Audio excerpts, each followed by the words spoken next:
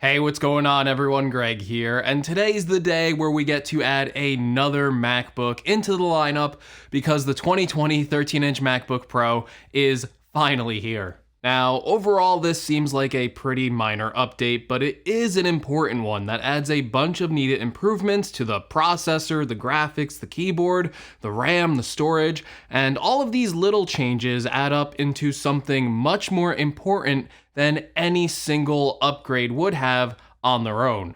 Now, the version that I have here is the 2 GHz quad-core i5 model with 16 GB of RAM and a 512 GB solid-state hard drive for $1,799. This model is also distinctly different from the entry-level model thanks to the additional 2 Thunderbolt 3 USB-C ports which are on either side of the laptop. This model is also slightly thicker and heavier than the old 2019 model, now at 15.4 millimeters of thickness and weighing 3.1 pounds. The extra thickness is to fit in the new Magic Keyboard, which now finally brings this keyboard over to the entire MacBook lineup, finally ending the tragic legacy of the butterfly keyboard. And please, let's just have a moment of silence for that fragile little butterfly keyboard.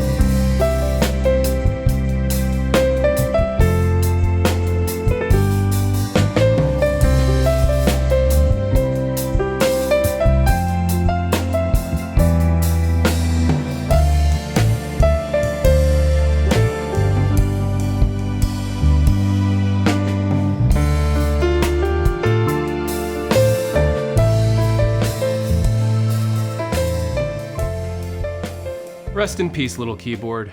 Rest in peace.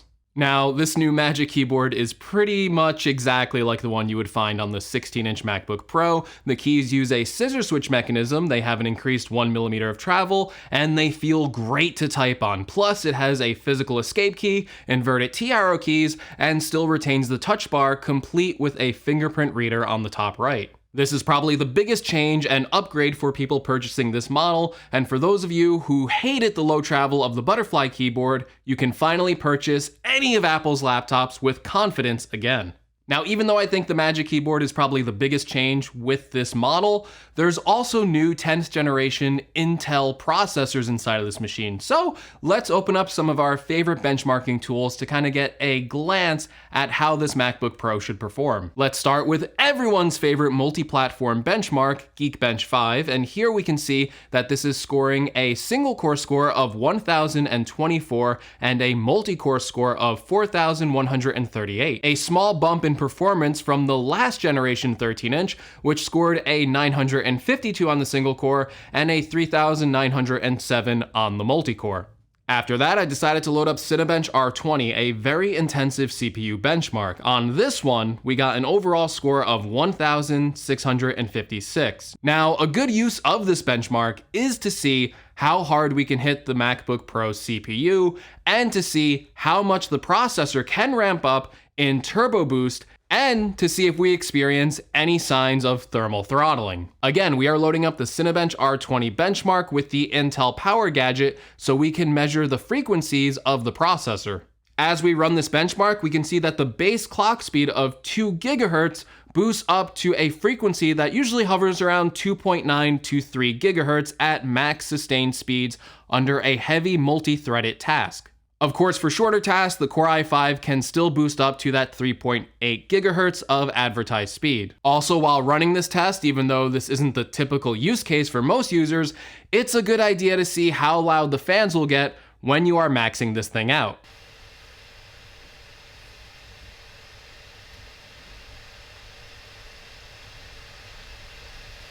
And yeah, the fans inside of this thing can still get plenty loud, and this MacBook Pro can certainly heat up usually heating up to around 96 to 99 degrees Celsius under max load. Now again, this was just a benchmark at max load. Whether those fans spin up when I'm doing normal everyday tasks or if I'm editing a video in Final Cut Pro 10, that remains to be seen. I still need to do a lot more testing on this 13-inch MacBook Pro before I can draw any final conclusions. Okay, but what about the graphics here? Because Apple now has new Intel Iris Plus integrated graphics in this MacBook Pro, and they are also saying that this could result into a performance increase up to 80% faster. To test this, I used the Heaven benchmark and set the benchmark to medium settings, and the benchmark ran smoother than the previous model. As we finished up the test, the 2020 got an overall score of 1007 with an average of 40 frames per second.